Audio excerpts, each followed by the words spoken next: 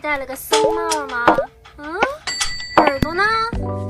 房车上岛瞬间就理解了候鸟迁徙的意义，这1000多公里没有白开。虽然这2天岛上有点阴雨连绵，但是大家可以看一下我现在的室温，这边是24度，这边是25.7，就综合一下，大概25度左右，其实是非常舒适的一个状态。就不用再穿厚重外套啦，也不用担心什么柴暖啊各种问题，现在就一件 T 恤搞定，连洗澡洗衣服都方便了很多。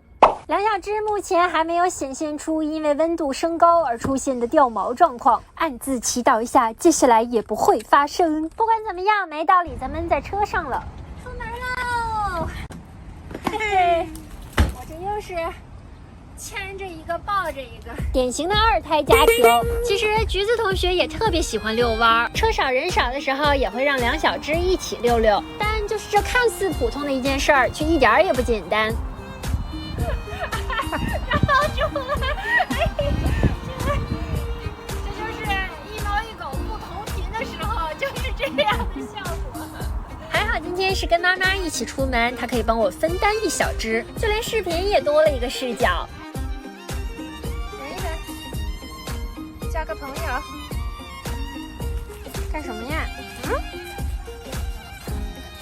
原来是想户外撒个尿。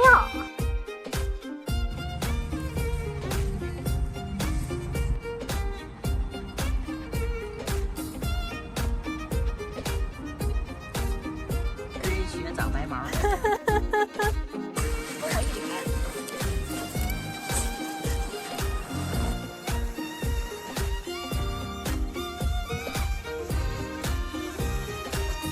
这样的大吉大利是你们想象中的猫狗双全的样子吗？